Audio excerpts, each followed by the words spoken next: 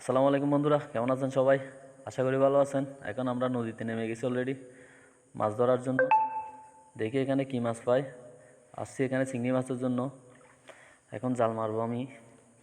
দেখি আল্লাহর রহমতে আল্লাহ কী দেয় এখানে। আসছি নদীতে। এটা একটা ছোট্ট নদী আমাদের এলাকায়। আসলে নদীতে মাছ ধরতে অনেক ভালো লাগে। এখন জাল টানতেছি। আল্লাহ জানে ভাগ্যে কী আছে। দেখেন নদীটা কত সুন্দর, নদীর আশেপাশে ভিউগুলো কত সুন্দর, দেখারই মতো। আপনারা আসলে দেখতে পারবেন অবশ্যই। আসলে নদীতে আসছে চিংড়ি মাছ ধরার জন্য। চিংড়ি মাছ আছে এখানে, অনেক ধরনের মাছ আছে। আল্লাহ আমাদের ব্যাগে কী লিখে রাখছে দেখি মাছগুলা।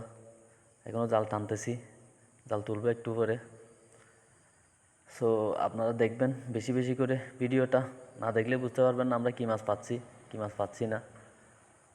নদীতে বিশেষ করে থাকে চিংড়ি মাছ। চিংড়ি মাছ খাইতে অনেক মজা।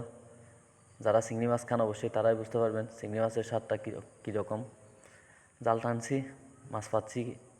এখানে পাইছি পুঁটি মাছ, কিন্তু আসছে চিংড়ি মাছের আশায়, পাইতেছি পুঁটি মাছ। আশা করি চিংড়ি মাছ আছে জালের ভিতরে।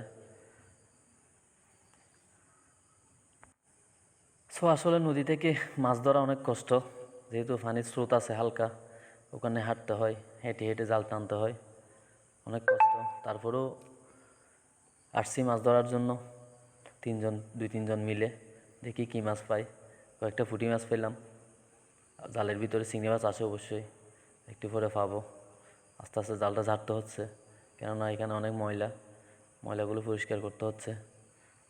কেননা চিংড়ি মাছ তো ছোটো ছোটো দেখা যায় না, ময়লা পরিষ্কার না করলে। এই তো একটা পাইছি চিংড়ি মাছ, দেখেন কত ছোট ছোট চিংড়ি, খাইতে অনেক স্বাদ। আপনারা যারা চিংড়ি মাছ খান অবশ্যই তারা বুঝবেন চিংড়ি মাছ কত মজা।